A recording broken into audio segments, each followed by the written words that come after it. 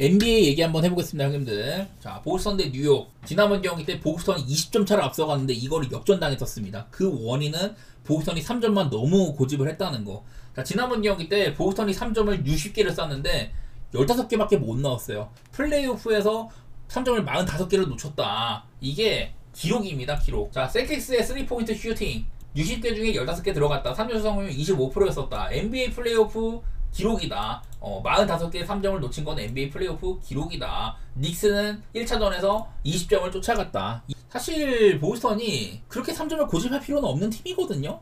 플레이오프에서 브라운이 보여준 것도 있었었고, 화이트 같은 애들 뭐 진입 같은 거 괜찮고, 그리고 포르징기스의 상태가 너무 안 좋았었어요. 포르징기스가 지난 경기 12분 뛰었는데, 물론 뭐 이제 질병적인 이슈도 있었다고 합니다만은, 포르징기스 같은 애들은 높이를 활용해가지고 상대가 터치할 수 없는 이런 높이를 활용해가지고 그냥 미드레인지 게임에도 충분히 잘해요. 그리고 이제 포르징기스가 정규 시즌 막바지 때 조금 살아났었는데, 플레이오프 와가지고 또 못하고 있는 것도 그러네. 그리고 이제 뭐 테이텀 같은 애들, 테이텀은 지난번 경기 이제 23득점에 그쳤습니다. 3점 같은 거 고집하다가 너무 못 넣었고, 브라운도 3점 10개 중에 하나, 둘 다 별로 못했는데 그나마 조금 해준 게 뭐 드로 할러데이였었습니다. 수비 잘해주고 공격도 뽑아주고, 다른 애들이 공격에서 너무 못 쳤었어요. 그게 너무 아쉽네. 올랜도와 게임을 하다 보니 플레이오프 기록은 상당히 좋습니다. 공격은 얼마 안 되지만 수비적으로 거의 리그 1위 수준의 이런 활약을 해주고 있는데, 반대로 뉴욕 역시나 디트로이트랑 어려운 게임을 했습니다만은 이 수비 기록이 상당히 좋죠. 지난번 경기 때 보스턴의 3점을 많이 막아 세웠다든지 그런 것들이 보이는데, 오히려 지난번 경기 때 뉴욕 닉스의 3점이 그 46% 정도로 터졌거든요. 브런슨이 미친 활약 해주기도 하고, 브런슨이 지난 경기 또 이제 29득점 뽑았습니다. 근데 아누노비도 29득점이었었거든요. 수비도 잘하고 공격에서도 뭐 피지컬도 좋고 외곽까지 쏠 줄 아는데 마무리까지 좋아. 지난번 경기는 이제 오지 아누노비가 컷인에 들어가가지고 상대 인사이드 찢어놓는 것들, 그런 것들도 되게 많았습니다. 비어있으면 뭐 3점도 쏘고 이랬었는데, 아누노비의 활약, 그리고 브런슨이 이제 경기를 추격할 때 특히 3점 같은 거 대단했었고, 그리고 미칼 브리시스가 사실 내용상으로는 좀 못했거든요. 13개 중에 3개 넣었는데, 클러치 때 이제 브라운한테 스틸을 가져와가지고 경기를 끝장 내버린다든지, 어려운 3점, 백보드 맞고 들어간 3점, 그런 것들 뭐 해준다든지. 지난번 경기는 타운스가 조금 애매하고 이런 것들이 있었지만은, 생각보다 뉴욕이 좀 체력적인 부담도 있었는데 20점 차 끌려가는 거를 원정에서 이겼잖아요. 그리고 더구나 이 경기는 보스턴이 올 시즌 정규 시즌 때 뉴욕 상대로 4대 0이었었거든요. 뉴욕 닉스가 보스턴, 클리블랜드, 오클라호마 이런 컨텐더급 팀들한테 한 판도 못 이겼습니다. 정규 시즌 10전 전패였었는데, 플레이오프 1차전을 보스턴 원정에서 20점차 역전승으로 정말 유의미한 승리를 거뒀잖아요. 나는 그런 것들을 보니까, 물론 경기 내용 자체는 보스턴이 2점차 넘게 이렇게 좀 이기고 있을 정도로 뉴욕니스가 많이 끌려갔는데, 이거를 뒤집어가지고 역전까지 했다? 이거는 분명히 보스턴이 뭔가 조치가 필요해 보이거든요. 포르징기스의 부상이 있는 것도 그렇고, 나는 포르징기스가 이런 시리즈에서 플레이오프에서는 높은 타점 이런 것들을 활용해야 된다고 싶은데 그게 잘 안 되더라고. 진입을 잘 막고 있는 것도 있기도 하고, 지난번 경기 때 생각보다, 그리고 뭐 칼 앤서니 타운스 이런 애들이 뭐 많이 안 터진 것도 있었고, 뉴욕도 왜 야투가 좋은 건 아니었었거든요. 결국에는 이 경기가 쉽지 않게 연장까지 가가지고 뉴욕이 이기는 경기였지만, 저는 또 한 번 뉴욕 닉스의 프렌, 그러니까 이 보스턴이라는 팀이 뭐 오펜 리바도 19개나 잡았어요. 보스턴이 나름대로 잘 풀린 거야. 근데도 3점을 너무 고집하다가 전체 야투에 거의 뭐 3분의 1을 3점을 쐈으니까, 그렇게 고집을 하다가 3점이 안 들어간 날이었었잖아요. 물론 보스턴이 뭐 3점이 터진다면 얘기가 다를 수 있겠지만은, 지금 플레이오프에서 보스턴은 이 3점 성공률이 11등 정도로 그렇게 우수한 팀이 아니거든요. 오히려 뉴욕이 좋아요. 그래서 나는 10.5 정도를 또 줬다는 거는, 지난번 경기가 뉴욕이 이겼는데도 또 한 번 딜점이 이 모양 이 꼴이다, 이거는 그냥 보스턴이 지난번 경기 때 3점이 너무 안 들어가서 진 거다, 그런 해석이거든요. 나는 그냥 이 정도면은 뉴욕이 지난번 승리가 되게 의미가 있다고 생각이 돼. 그래서 프렌 정도는 볼만할 것 같아요. 또 한 번 10.5를 준 거는, 이거는 뉴욕을 너무 물러본 것 같고, 뉴욕도 사실 뭐 3점이 터지긴 했지만 경기 내용상으로 아주 뭐 뉴욕이 너무 잘했다, 그것까지는 아니긴 하거든요. 반대로 생각하면 뭐 보스턴이 잘 막아 세웠다 이런 얘기도 되지만, 저는 뉴욕 닉스의 프렌에다가 언더 보고 싶습니다. 물론 이 예측은 보스턴이 3점이 지난번에 너무 안 들어갔고, 솔직히 그거보단 잘 터질 것 같아. 그래도 저는 뉴욕 닉스가 프랭권에 맴돌만한 것 같거든요. 보스턴이나 이런 3점 팀의 특성상 3점이 안 터지면 지난번 경기 같은 꼬라지 나오는 거고, 터지면 그냥 뭐 가비지까지 보내버릴 수도 있는데, 저는 플레이오프의 특성상 한번 뉴욕 닉스의 프렌, 솔직히 뉴욕이 2차전까지 이긴다고 말은 못하겠어. 보스턴 정도의 팀이 올 시즌 내내 그래도 동부에서는 꾸준한 강자였었는데, 플레이오프에서 홈에서 2번 다치는 그런 그림이 나올 것 같지는 않은데요. 저는 그래도 뉴욕 닉스의 프렌이나 언더, 그 식스맨, 프리차드의 활약도 저조한 거 이런 것들도 저는 의미가 적지 않다고 생각이 되기는 됩니다. 자, 그 다음 경기 또 이게 레전드 경기죠. 오클라호마 대 덴버 시리즈가 있었는데 야 이거 오클라호마가 얘네들도 거의 뭐 한 15점 이상 이기고 있었잖아요. 근데 이제 4쿼터 가가지고 이거를 왜 극골아지는지 잘 모르겠어. 4쿼터까지 진입할 때만 해도 오클라호마가 10점 차 이상 이기고 있고 그랬었는데, 그리고 지난번 경기 때 보니까 확실히 이게 오클라호마는 뭐를 쓰면 안 되냐면은 홈그랜 원백을 쓰면 안 될 것 같습니다.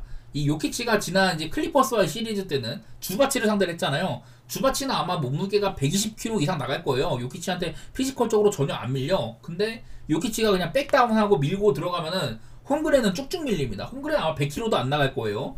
키는 아마 216인가 그런데 몸무게가 너무 안 나고 멸치잖아, 멸치. 그래서 하텐슈타인이 요키치를 막아세울 때는 꽤나 방어가 됩니다. 근데 홈그랜이 요키치를 막아세울 때는 전혀 대처가 안 되거든요. 그래서 요키치가 그야말로 홈그랜한테는 분리볼을 했다. 지난번 경기 때 이제 요키치가 42득점인가 박았었죠. 야투율도 뛰어났었고 리바운드 22개에다가 그냥 요키치다운 모습을 보여준 것 같아.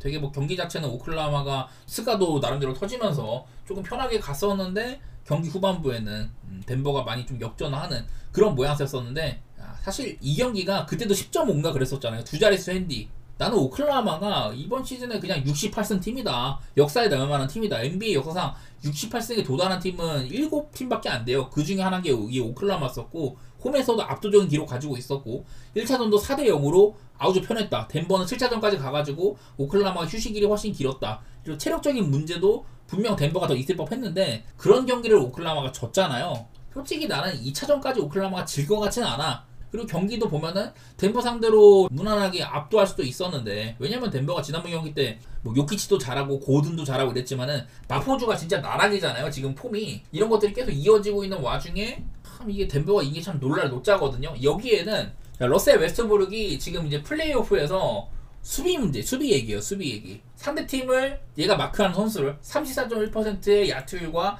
29.2%의 3점으로 가두고 있다. 자, 웨스트브룩이 지난 경기 때도 나름대로 좋은 활약을 해줬었죠. 얘가 나왔을 때 되게 좀 템포가 올라오는 것도 있었고 마무리도 잘해주기도 하고. 사실 덴버를 상대하는 팀은 웨스트브룩이 코트 위에 있으면은 웨스트브룩을 그냥 버립니다. 근데 얘가 수비적인 기여도 좋고 그 업템포 게임으로 좀 분위기를 찾아오는 것들, 그런 것들이 많이 좀 보이잖아요. 지난번 경기는 사실은 이제 오클라호마에서 그 카루소 같은 애들이 오히려 보면 그런 것들 좀 억제를 해줬었는데, 경기가 길게 끌고 가니까 그냥 카루소가 뭐 애들을 많이 막아 세우니까 그냥 요키치를 돌격시켜버리고. 사실 그리고 오클도 지난번 경기는 제이더비 너무 못했거든요. 20개 중에 5개 넣었었죠. 오히려 1라운드 때는 멤피스 상대로는 제이더비 스가보다 오히려 더 인상적인 활약을 하고 그랬었는데, 지난번 경기는 제이더비 너무 못했던 거, 그런 것도 좀 있긴 합니다. 난 그래서 둘 다 지금 팀적으로 지난번 경기 때 오클은 제이더, 덴버는 마포주, 이런 애들이 좀 못했었는데, 사실 마포주는 1라운드 때도 별로 못했었고 반대로 제이더비 1라운드 때는 잘했단 말이죠. 그러니까 이 제이더는 그냥 한 번 못한 걸 수가 있다는 소리야. 스가도 나름대로 해줬었고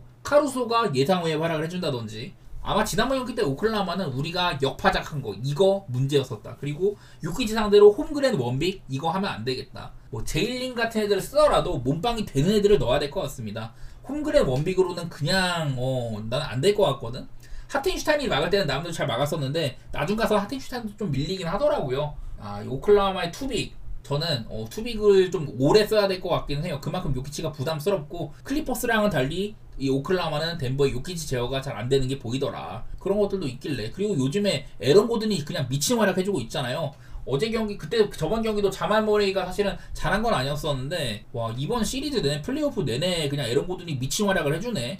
그 시즌에는 에런 고든이 좀 부상도 있었고 오락가락 했었는데, 근데 고든이 시즌 막바지부터 플레이오프에서는 아주 끝내주는 활약 해주고 있습니다. 그래서 나는 이게 생각보다 조금 타이트해 보여. 10.5씩이나 되는 거는 저는 이번에도 10.5씩이나 되는 핸디는 못 누르겠습니다. 내가 지난번에는 감히 오클라호마가 덴버 상대로 뭐 체력적인 우위라든지 홈빨이라든지 그런 거 생각해갖고 많이는 눌렀는데, 이거 뭐 추격당해서 지는 거 보니까 못 가겠네요. 그리고 230.5. 자, 지난번 경기 때 얘네들이 뭐 연장에 간 것도 아니고 240점이 났잖아요. 정규 시즌 때도 얘네들이 맞붙으면 대부분은 오박 게임이 많았었는데, 지난번 경기 때 야투율 같은 게 오클이 44.2%, 3점 31.3%예요. 그리고 덴버는 그 야투 42%, 3점 34.9%였었는데, 그러니까 야투 내용이 그렇게 잘 터진 건 아니란 말이죠. 근데도 240점 게임을 뚫었다. 한마디로 템포가 좀 빠른 게임이라는 겁니다. 제가 그 클리퍼스는 덴버의 이런 좀 빠른 전환, 트랜지션이나 얼리 오펜스를 막기 위해서 오픈 리바 시도를 줄이고 빠르게 백코트를 해가지고 정돈된 상태에서 덴버를 맞이한다, 이런 얘기를 했었는데, 저는 오클이 그런 스타일은 아니라고 생각이 되긴 하거든요. 저는 이번에도 그냥 오바 정도? 그런 거는 좀 보고 싶을 것 같아요. 나는 여기도 2차전을 오클라마가 질 것 같지는 않은데 10.5씩이나 되는 핸디로 이긴다? 그거는 확답하기가 어렵습니다. 저는 그냥 오바 정도, 그 정도만 보도록 할게요.